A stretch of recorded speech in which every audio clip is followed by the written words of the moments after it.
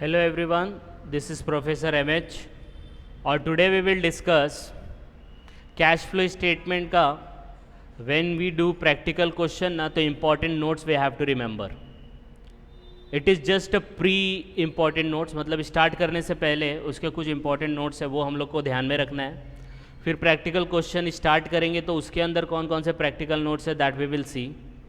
तो अभी स्टार्ट करने से पहले हम लोग देख लेते हैं कि किन चीज़ों का हमें ध्यान रखना है जब हम लोग कैश फ्लो स्टेटमेंट प्रैक्टिकली करेंगे. इसका बेसिक इंट्रोडक्शन मैंने लास्ट टाइम दे दिया था. फिर उसके बाद हम लोग ने एक्टिविटी को बाइफिकेट करके देखा था, उसका प्रैक्टिकल क्वेश्चन भी देख लिया था. अब हम लोग इसका एक्चुअल प्रैक्टिकल क्वेश्चन कैसे करते हैं तो उसके इंपॉर्टेंट नोट्स, फॉर्मेट और फिर एक्चुअल में उसका प्रैक्टिकल क्वेश्चन. तो स्टार्ट करते हैं. सबसे पहला जो कैश फ्लो स्टेटमेंट होता है उसके अंदर हम लोग 3 एक्टिविटी कैलकुलेट करते हैं. We are suppose to calculate 3 important activity.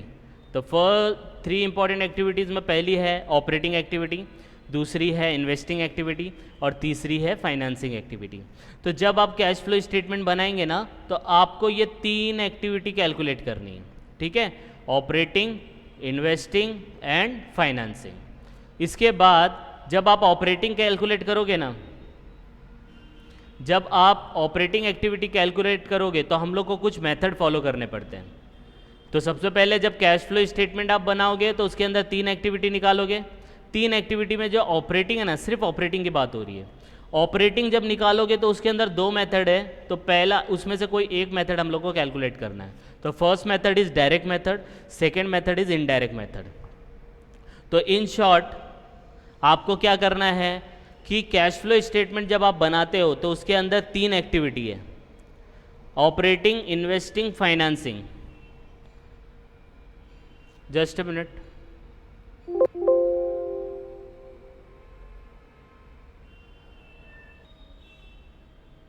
Okay, तो हम लोग ने देखा कि कैश फ्लो स्टेटमेंट के अंदर हम लोग को 3 एक्टिविटी निकालनी पड़ती है. पहली ऑपरेटिंग एक्टिविटी, दूसरी इन्वेस्टिंग और थर्ड इज फाइनेंसिंग एक्टिविटी. ठीक है, अब जो ऑपरेटिंग एक्टिविटी आप कैलकुलेट करोगे तो उसको कैलकुलेट करने के लिए 2 मेथड होते हैं. एक डायरेक्ट मेथड होता है और दूसरा इनडायरेक्ट मेथड होता है. अब डायरेक्ट मेथड क्या है और इनडायरेक्ट मेथड क्या है दैट वी विल सी. तो ये जो 2 मेथड दिया है ना, ये सिर्फ और सिर्फ ऑपरेटिंग एक्टिविटी के लिए है और किसी एक्टिविटी के लिए नहीं है. इन्वेस्टिंग के लिए नहीं है, फाइनेंसिंग के लिए नहीं है. तो ऑपरेटिंग, इन्वेस्टिंग और फाइनेंसिंग, ये 3 एक्टिविटी में से जो ऑपरेटिंग आप निकालते हो उसको करने के लिए, उसको कैलकुलेट करने के लिए या तो आप डायरेक्ट मेथड यूज़ करते हो या तो इनडायरेक्ट मेथड यूज़ करते हो. अब डायरेक्ट मेथड क्या होता है? तो डायरेक्ट मेथड में क्या होता है, we calculate cash from operating activity by calculating a difference between gross cash receipt and gross cash payment. मतलब जितना पैसा आया और कितना पैसा कैश में गया, दोनों को माइनस करो, रिसिप्ट में से पेमेंट माइनस करो, that is your cash from operating activity. तो बिजनेस रिलेटेड आपने जितना भी पैसा कमाया कैश में, बिजनेस रिलेटेड आपने कितना भी पेमेंट किया कैश में, कैश रिसिप्ट में से कैश पेमेंट माइनस करो, आपको मिल जाएगा कैश फ्रॉम ऑपरेटिंग एक्टिविटी अंदर डायरेक्ट मेथड. तो ये बहुत ही डायरेक्ट मेथड है. इनडायरेक्ट मेथड में क्या होता है कि इसके अंदर हम लोग क्या करते हैं, कैश फ्रॉम ऑपरेटिंग एक्टिविटी निकालने के लिए हम लोग एडजस्ट करते हैं. क्या एडजस्ट करते हैं? नॉन कैश आइटम और non operating item relating to financing, relating to investing and working capital में जो भी चेंजेस होता है वो हम लोग यहाँ पे कंसिडर करते हैं. आई बात समझ में? इन नेट प्रॉफिट. तो इनडायरेक्ट मेथड में क्या होगा, आपको क्या काम करना पड़ेगा, सबसे पहले स्टार्टिंग लेना पड़ेगा नेट प्रॉफिट. नेट प्रॉफिट के अंदर आपको एडजस्ट करना होगा. नेट प्रॉफिट के अंदर आपको एडजस्ट करना होगा. क्या एडजस्ट करना पड़ेगा?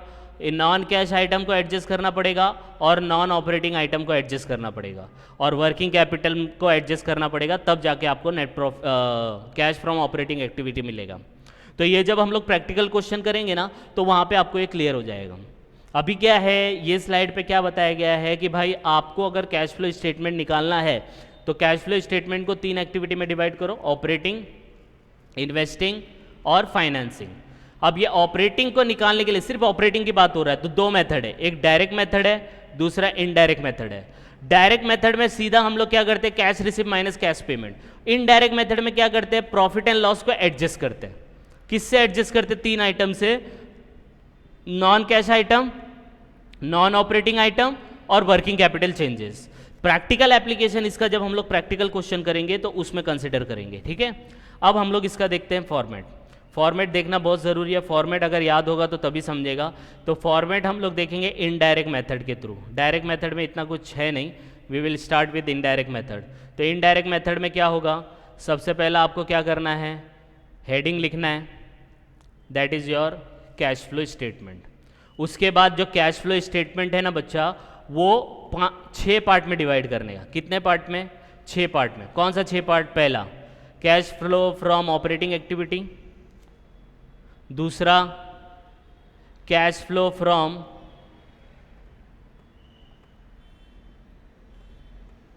इन्वेस्टिंग एक्टिविटी, तीसरा आपका cash flow from financing activity. 3 हो गया, ये 3 कॉलम हो गया, ठीक है, 3 हो गया। पहला क्या था? Cash flow from operating. Second क्या हो गया? Cash flow from investing. Third क्या हो गया? Cash flow from financing. फिर फोर्थ कॉलम जब आप लिखोगे तो फोर्थ कॉलम आपको लिखना है नेट इंक्रीज और डिक्रीज इन कैश, जिसका मतलब होता है 1 + 2 + 3। तो ये जो ऊपर लिखा ना 1, 2 और 3, ये वाला, तो first one is operating, second one is investing, third one is financing. जब ये तीनों को ऐड करोगे, अगर प्लस में आया तो इंक्रीज, अगर प्लस में आंसर आया तो इंक्रीज, अगर माइनस में आंसर आया तो डिक्रीज। आई बात समझ में? तो 4 पॉइंट हो गए। फिर उसके नीचे हम लोग को क्या लिखना है? उसके नीचे लिखना है cash and cash equivalent at the beginning. Starting में अपने पास कैश कितना था और एंड में अपने पास कैश कितना है, तो that is your 6th point. आई बात समझ में? यस और नो? तो जो भी कैश फ्लो स्टेटमेंट बनेगा वो ये 6 पार्ट में डिवाइड होगा। तो अगर आपको कोई पूछे कि कैश फ्लो स्टेटमेंट कैसे बनाते, तो आपको बोलना है कि कैश फ्लो स्टेटमेंट जो है वो 6 पार्ट में डिवाइड है। पहला cash flow from operating activity, second cash flow from investing activity, तीसरा कैश फ्रॉम फाइनेंसिंग एक्टिविटी। फिर तीनों को ऐड करने का तो नेट इंक्रीज और डिक्रीज होगा। जब तीनों को ऐड करने पे प्लस में आंसर आया तो इंक्रीज, माइनस में आंसर आया तो डिक्रीज लिखने का। फिर 5th point cash equivalent at the beginning और लास्ट में कैश एट द एंड। जब ये 4th पॉइंट को 5th पॉइंट में आप ऐड करोगे तो ये मैच करना चाहिए 6th पॉइंट से। आई बात समझ में? 4th पॉइंट को जब आप ऐड करोगे तो वो 6th पॉइंट से मैच होना चाहिए, ये याद रखना, ठीक है। तो मतलब जो ये 4th पॉइंट आया उसके अंदर 5th पॉइंट को जब आप ऐड करोगे तो it's will equal to the 6th। तो इसलिए यहाँ पे देखो लिखा है 4 + 5 = 6। तो जो कैश फ्लो स्टेटमेंट है तो कितने पार्ट में डिवाइड है? कितने पार्ट पे डिवाइड है? 6 पार्ट पे।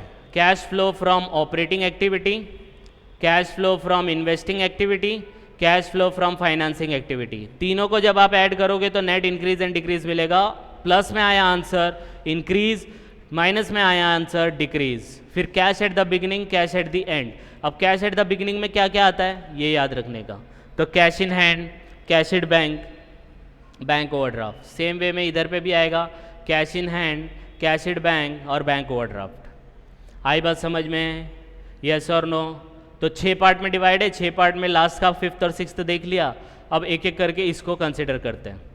अब ये जो पहला पार्ट है ये याद रखना है, जब आप प्रैक्टिकली करोगे तो इसको फुल पेज पे बनाना है इनडायरेक्ट मेथड पे। और इसमें क्या करना है, सबसे पहले हम लोग को लिखना है नेट प्रॉफिट। तो net profit as per profit and loss account. अगर प्रॉफिट एंड लॉस अकाउंट नहीं दिया है तो हम लोग को रिजर्व में से लेना है, और अगर रिजर्व भी नहीं दिया तो शेयर कैपिटल में से लेना है। और कैसे लिखना है पता है? क्लोजिंग माइनस ओपनिंग, ऐसे याद रखना,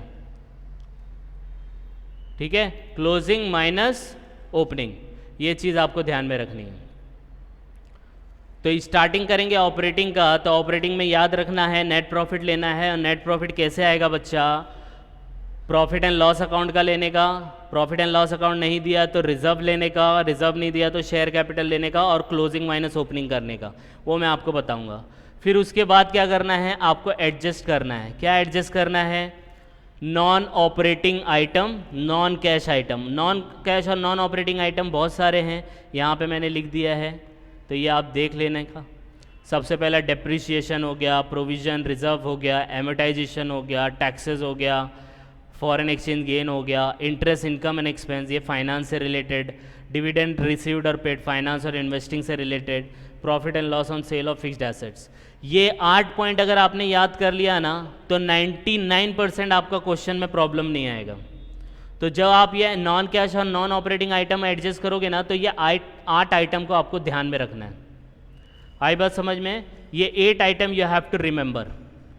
ओके, तो कैश फ्लो स्टेटमेंट में ऑपरेटिंग एक्टिविटी निकालने के लिए फुल पेज यूज़ करना है इनडायरेक्ट मेथड में, और स्टार्ट करना है नेट प्रॉफिट से, उसमें एडजस्ट करना है non cash and non operating item, और फिर उसके बाद एडजस्ट करना है आपको वर्किंग कैपिटल।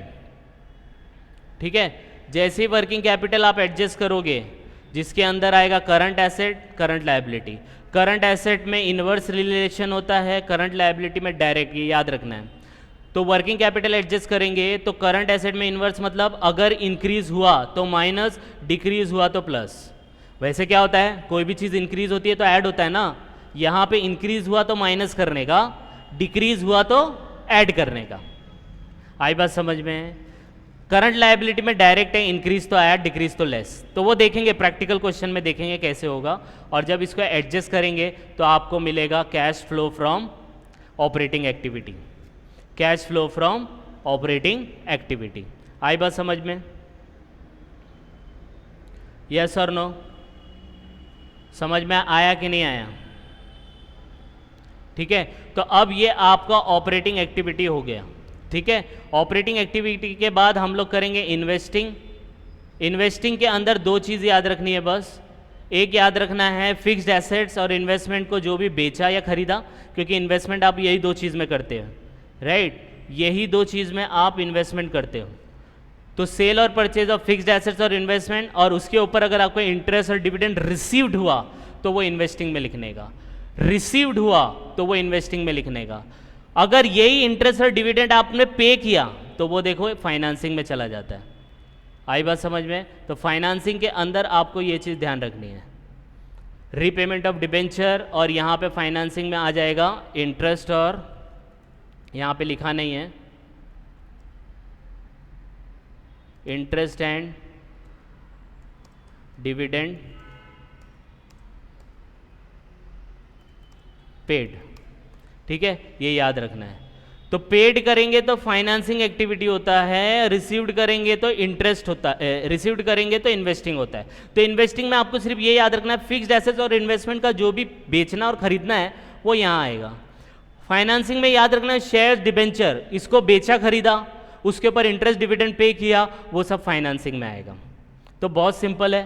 तो इन्वेस्टिंग में सिर्फ ये याद रखना है फिक्स्ड एसेट इन्वेस्टमेंट, और फाइनेंसिंग में ये याद रखना है शेयर्स डिबेंचर, इसको बेचना खरीदना। आई बात समझ में? बस इसी तीनों आइटम को, cash from operating, cash from financing, cash from investing, ये तीनों को ऐड करेंगे तो नेट इंक्रीज और डिक्रीज मिलेगा। इसको 4th पॉइंट को 5th पॉइंट में ऐड करने का, आपको 6th point at the end close हो जाएगा। आई बात समझ में? यस और नो? ठीक है, तो this is the basic format. आप ये फॉर्मेट 1-2 बार और गो थ्रू करो। अगर कुछ डाउट आएगा तो प्लीज़ कमेंट। ठीक है, तो कैश फ्लो जो स्टेटमेंट है वो 6 पार्ट में डिवाइड होता है, याद रखना। ऑपरेटिंग, फाइनेंसिंग, इन्वेस्टिंग, तीनों को ऐड करते 4th पॉइंट आता है। प्लस में आया तो इंक्रीज, माइनस में आया तो डिक्रीज, और फिर उसके अंदर आप ऐड कर दो कैश एट द बिगिनिंग और लेस कर दो cash at the end. Add less नहीं कर रहा है, मतलब वो ऑटोमेटिकली एंड वाला ऑटोमेटिकली आ जाएगा जब आप 4th पॉइंट को 5th पॉइंट में ऐड करेंगे। तो आई बात समझ में? यस और नो? तो this is the basic format. Next question में, नेक्स्ट लेक्चर में, नेक्स्ट वीडियो में we will start doing the practical question. ठीक है, तो इसको 1-2 बार आप गो थ्रू करो। कुछ डाउट आएगा तो please comment, and please like and subscribe for more videos. Thank you.